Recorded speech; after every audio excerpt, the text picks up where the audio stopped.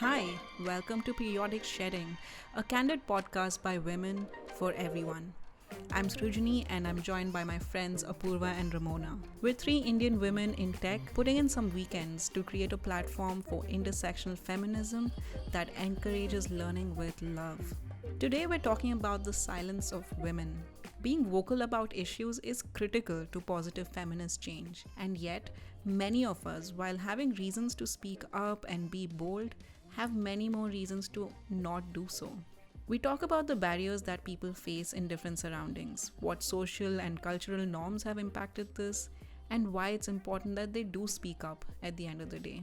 Before we begin, I want to stop and recognize that this is a special episode. You may notice it in the next 30 minutes, but emotions were raw during this recording. Some tears were shed, and it was a challenge to even edit and put this out. On that note, I want to place a warning. There is mention of sexual assault and rape in this episode that may be triggering for some listeners. Let's begin. We're back with a new episode. Interestingly, we had a different topic that we wanted to start talking about, and we felt uncomfortable talking about it on this podcast. It was around sexual health and gynecology visits and tangentially related topics, and we felt like we need to take a step back and talk about why women don't speak up as much and why podcasts like these don't exist as much. Let's start with why people generally prefer not to speak up in a work environment.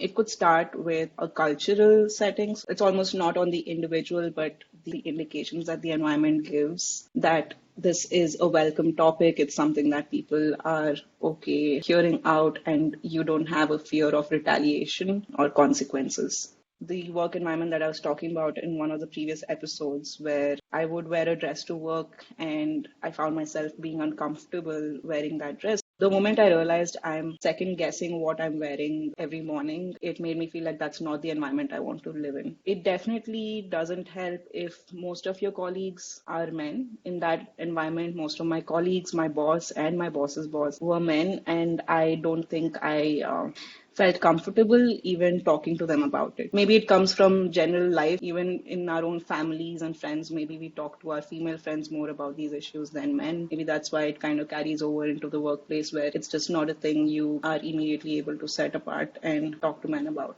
So what I ended up doing is actually kind of going over their heads in a way, because my boss's boss was a woman. She was the head of the studio, and very inspiring woman, and I really saw her set the culture of being open about these things because of an incident. She was giving out awards. There was like the women's cricket tournament and the men's cricket tournament, and the men's award was huge, and the women's award was like a tiny 4-inch little cups.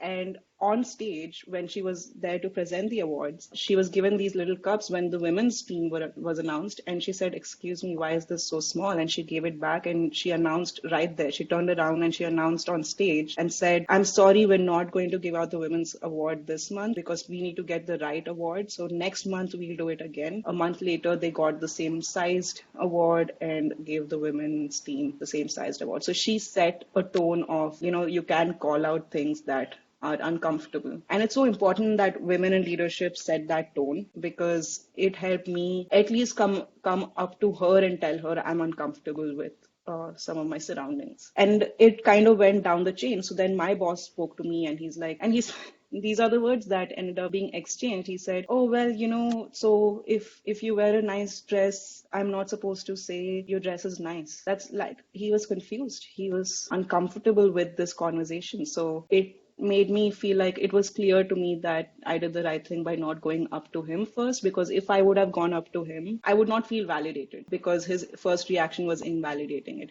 And I don't blame him. Again, I think it's a new thing for even men to hear and talk about this, because even the women in their life outside of the professional environment probably don't talk about it. It's just a new and uncomfortable topic.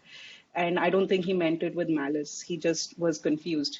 he wanted to understand where the boundaries are, and this is the first time he's getting an opportunity to talk about boundaries. I understand where it's coming from, but it tends to invalidate where I'm coming from. So you need that space to even talk about it. So I feel like there needs to be a culture of creating and holding space when people want to come up and talk about it. Thank you for sharing. You share a good point around, the culture aspect, because that also leads to, creating this environment of uncomfortable energy. And that, oh, if I say something, what if like I get laid off? Or I don't know. I often was told ever since childhood that there's this whole thing about respect your elders, or respect the people around you. You're going into a workplace. This is how professionalism is. So I think the way we've defined professionalism in general really equates to women not speaking up. How do you define professionalism? Just don't behave like a female. Like, I feel like that's like kind of what we're told. Can you elaborate on that? You know how women are always told that, oh, don't get too sentimental, like don't take this too seriously. Women can't handle criticism, having childcare and mental health issues. That's not something that you bring to the workforce. Like, these are not some things we ever talked about in the workforce. I think with us right now, times have changed, but what our parents went through, or, maybe people a few years ago went through, was much more stronger than this. Back in India, one of the companies that I worked for, I actually felt like I couldn't bring myself authentically to the workforce, because I was in, first of all, a very male dominated team and a field. It always seemed like every time I talked about having a life outside work, it wasn't appreciated, as if, your life needs to be centered in work. Like, why not focus all your time and energy on the work that you're supposed to do to make the business profitable? Don't want someone to think that, oh, bringing my human self to work means that I'm not working on the thing that actually matters to the business. In India, I want to talk about some women's experiences. This is my mom and some friends.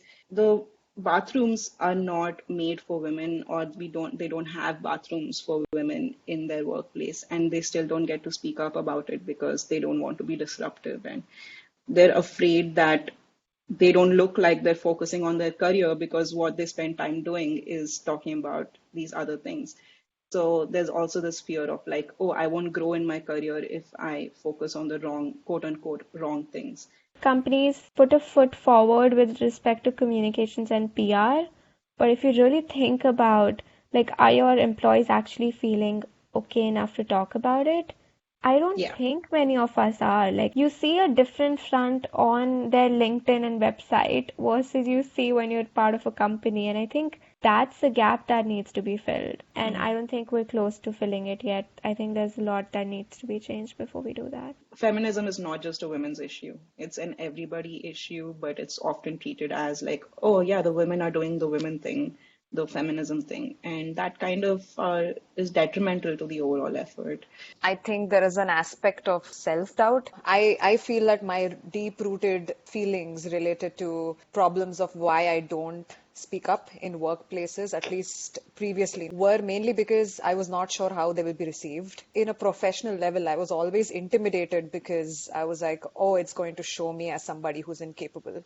The way they respond to some of my questions are like, oh, you should know this thing. Like, there is already an amount of shame that's attached to it, which really made me not speak up, and it only hindered my growth. And in turn, I'm sure hindered the company's growth. I was always told to be modest. So I think there is a lot of cultural influence for me, and I realized it more when I moved out of India. I've realized how much that cultural influence and the upbringing has actually impacted on how hesitant I am during workplaces at sometimes to actually voice how I'm actually feeling. First of all, in agreement with what Apurva was saying earlier, and even Ramona said this, there is social behaviors and conditioning of women where we get positive reinforcement for being agreeable growing up, like outside of work. You just get more positive reinforcement if you are agreeable. More things come to you easily if you're not, quote unquote, aggressive.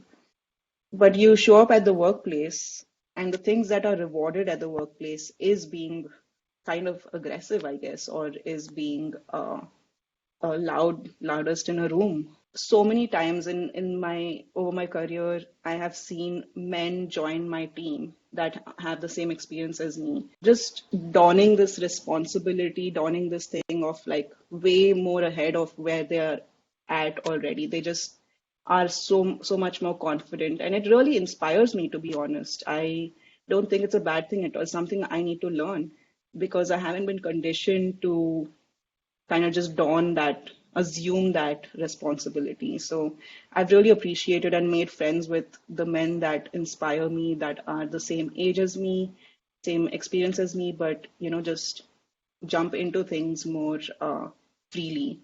So anyway, that's a bit of a tangent, but there is a reason that we're not open and free to talk about it. I feel like there's a lot of social conditioning with relation to it, and also not wanting to make make an uncomfortable energy created in the workplace. If I say, hey, I wasn't comfortable with a comment you just made in the middle of a meeting, well, that's not going to, there is a fear of that consequence that you're disrupting a meeting.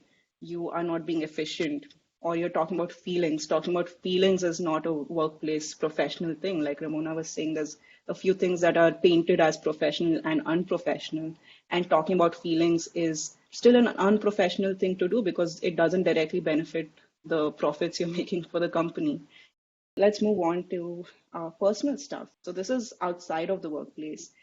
It's just culturally, again, in the society, why we don't speak up much about periods, sexual harassment, postpartum depression, miscarriages, divorce, like all of these mostly personal issues that affect so many women, but it's just almost a taboo to talk about this. For me, when it comes, like you said, personal stuff, there's just so much there to unpack. That can be a fear of not speaking up. Women in general fear it, but if you add the cultural element to it, then you just have had a different upbringing altogether, corresponding to that belief of not speaking up. So, like, oh, if I speak up, the first thing that people worry about is anyone going to believe me?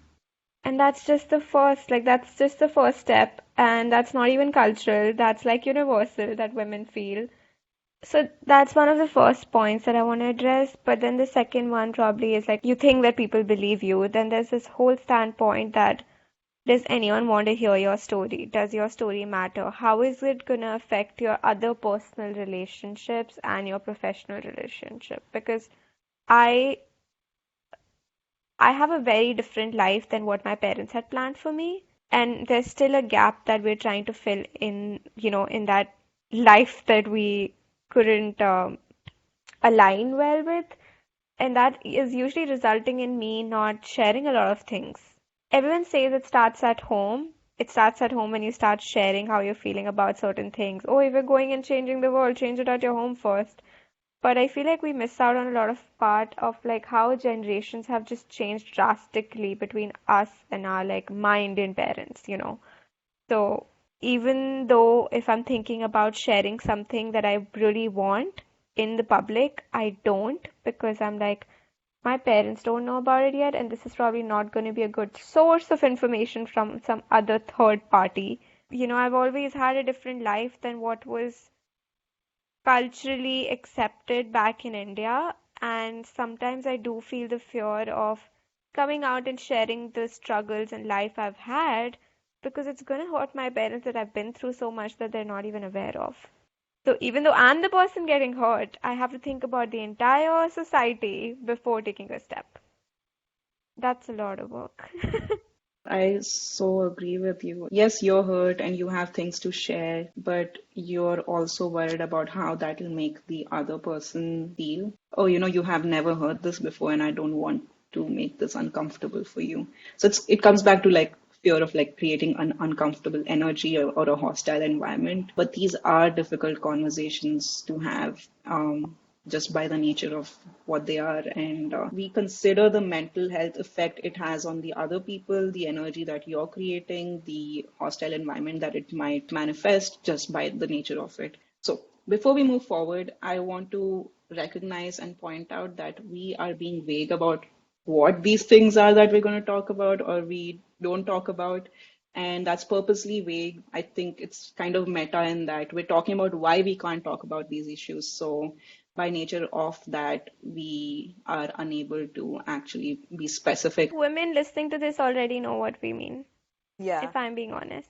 I was gonna say, yeah, I think I really resonate with being misunderstood or not being understood enough to understand how this particular situation is making me feel. That's my biggest fear before I want to share it to somebody because it's something so deep and personal and something that's affected me, made me feel a certain way. To build up the courage to speak about it, I am always under the fear that the other person's not going to get it. Whenever I share something, I seek support. I want to be understood.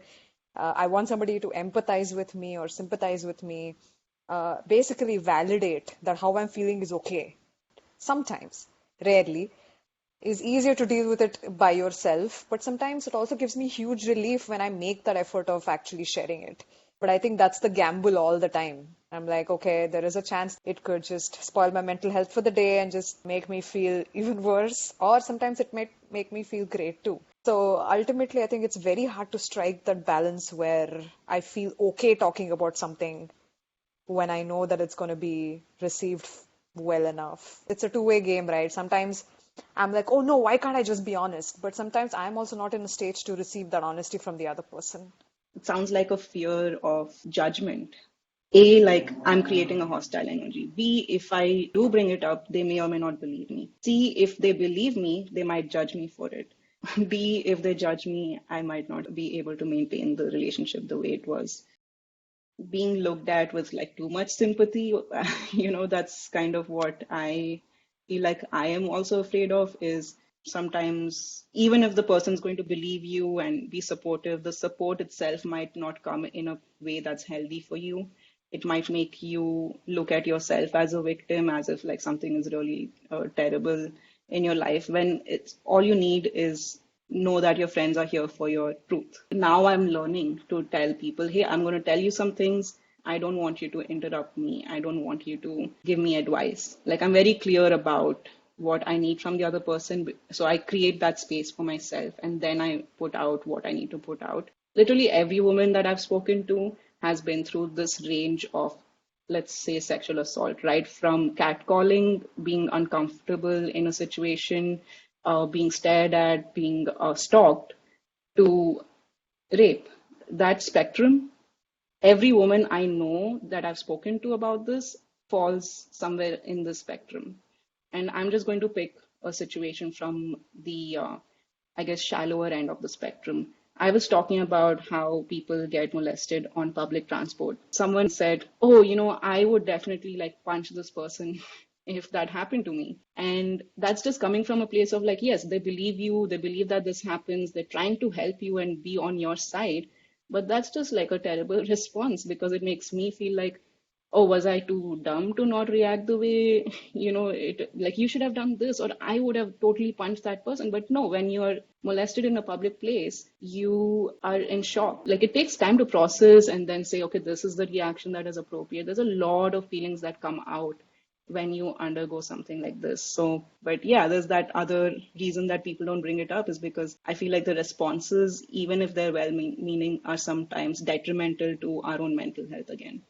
And sometimes I think I wonder if the statistics that we put out almost make people numb to the reality of it.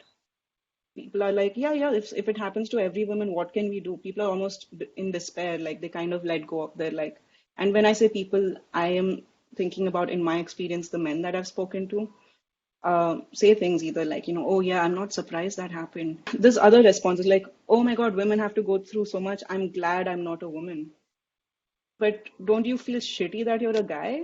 That, why are you glad you're not a woman? You need to be feeling shitty that people like you do these things. And then the other response is, that's how the world is. Yeah, screw society, man. Everyone's like this in society. No, that's almost washing your hands off the problem again. No women that I've ever spoken to about this says these things. Women know more than anyone that that's how the world is. Women know more than anyone how true the statistics are, but they never brush off an individual woman's experience as, oh, you're one of many that it happens to. Or I feel lucky I'm not you. Such a weird response. you know, I feel bad for you. I am glad I didn't go through what you like. Why is it I would do this if I were you? Like, that's what I mean by holding space when I ask people to not respond or give me advice, is don't make it about you. just listen. Active listening is the most important thing here. That being said, I feel like we covered a lot of reasons that people don't talk about personal stuff. We talked about sexual harassment a lot, but there's also other things like periods and postpartum depression and divorces. And we would love to hear from our listeners more about, reach out to us and tell us what you think. What's the collective effect of not speaking up? What's the actual consequences that is happening? Statistics aside, reasons aside, like what do you guys feel is the effect of women not speaking up? I think to a large extent, it's almost dehumanizing women and what they go through because we don't speak about it, because we don't come out and say, no, I can't work today, I have my period. The thing is, because we've been conditioned, like you mentioned much earlier in the episode, that we have received so much positive feedback for just being agreeable, we just supposed to be these superhumans who are just expected to get up and work through everything. Not talk about healing from a really difficult pregnancy, taking time off. But no, you're supposed to get back to work because if not, you might lose your job. The stakes are so high. What is expected out of women is so unrealistic.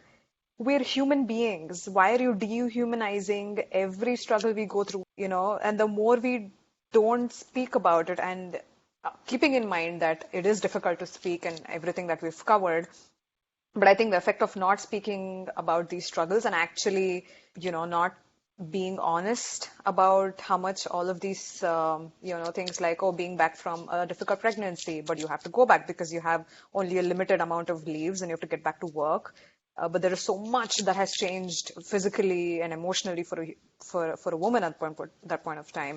Being just acting like like not just keeping aside all the effects that monthly periods have on us. There is so much mental pressure about making it through and acting like nothing is happening between our legs, like you're not bleeding at all. I think it's conditioned us, and somewhere I think we're so strong that we're still able to pull it off, that we still go to work, we still be productive, even though we have all of these things happening in our body and our minds. Just trying to show up every day and lead a life with less support. We need more support, so we have to talk about our struggles out and open even more, because it's not even about just being a woman. We're a human being, and we deserve to be heard. We deserve to put our struggles up front and say, this is what we go through, and a human being shouldn't be going through this. It shouldn't be difficult as it has been made today.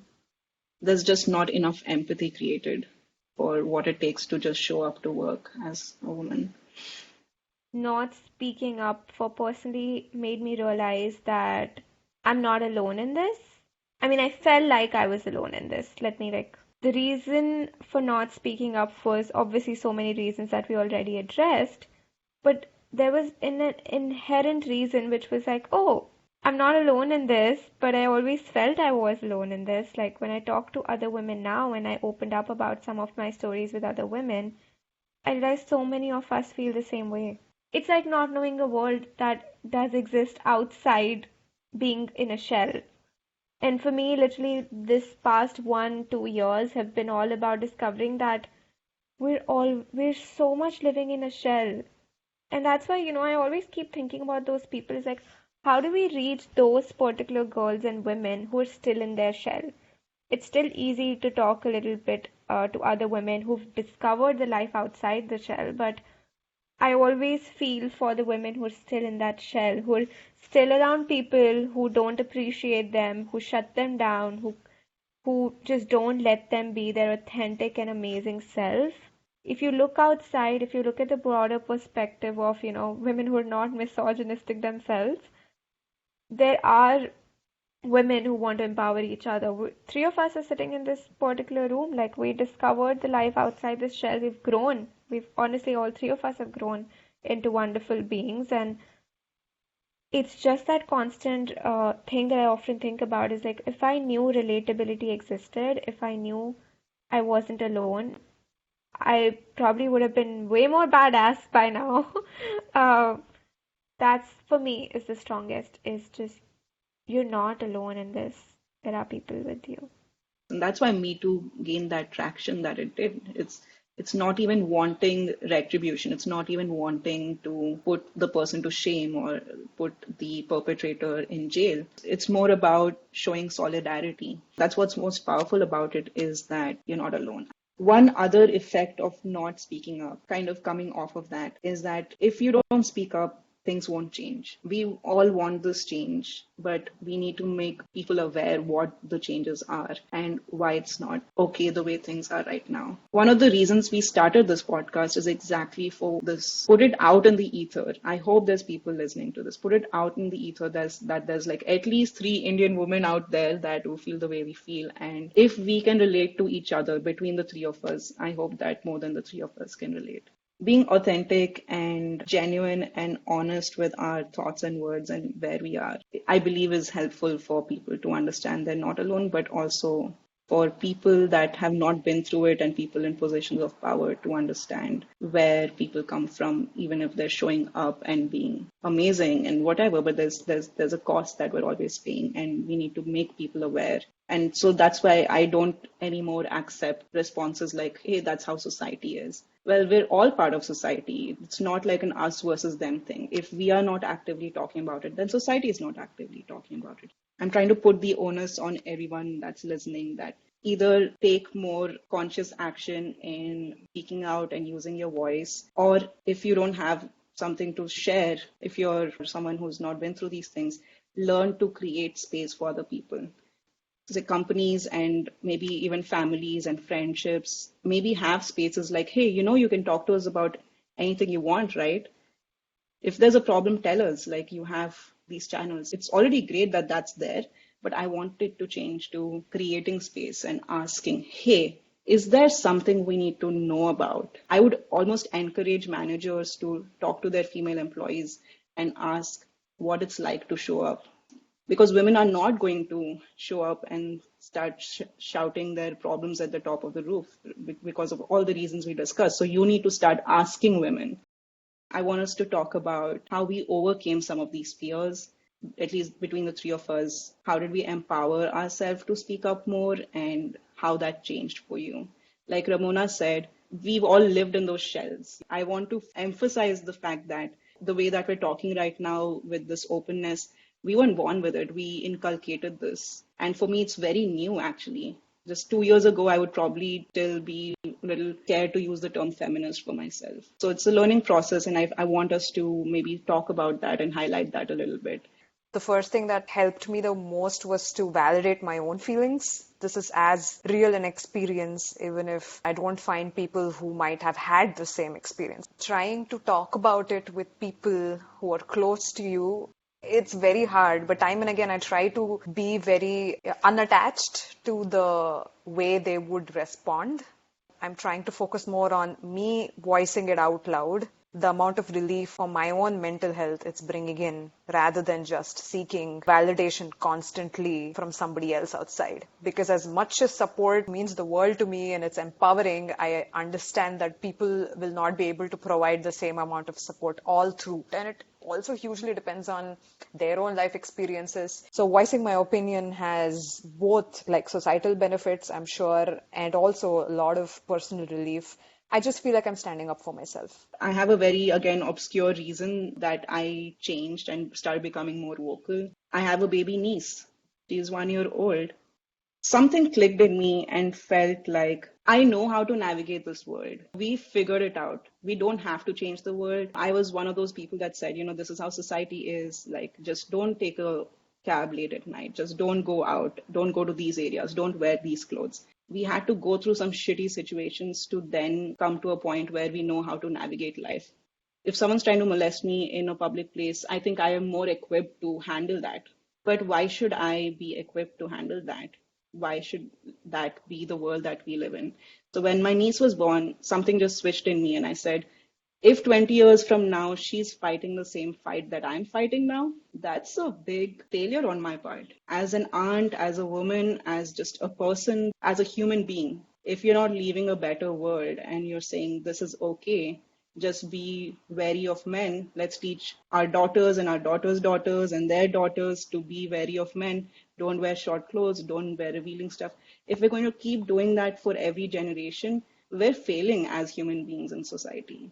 That kind of switch led me to feel like I need to just do what I can within the means that I have to start being more vocal about these things. I think everyone has some means in which they can help. This is just the means that I'm most comfortable with, like media making and production. But I've completely felt empowered and overcame the fear of these consequences just because I felt like I need to leave a better world for my niece. I've had some breakthroughs with my family, and I think that has empowered me so much to be running a podcast like this, because I know that they will support me no matter what. That is a source of energy. Apart from yourself, I think the people that you love the most, you just need to know they're in your corner. I definitely needed relatability to understand that I don't need fear of, like, I don't need to worry about validation. It's like, hey, if this happened to you, if that happened to you, it's happened to other people, but there are ways to overcome it and still keep going and being a support system for people coming after you. That's my constant thought, is like, how can I reach out to that one person who needs it right now, or how can I be there for them? And in some ways, that's helping me heal. Yes, I had these bad experiences, but probably these were important so I could become the person I am today and help other people going through it. At the end of the day, you need to become independent enough to not seek validation, because that means that you've reached that stage where you yourself are fulfilling your life. You need to self-empower, because part of adulthood, nobody has the time to empower you.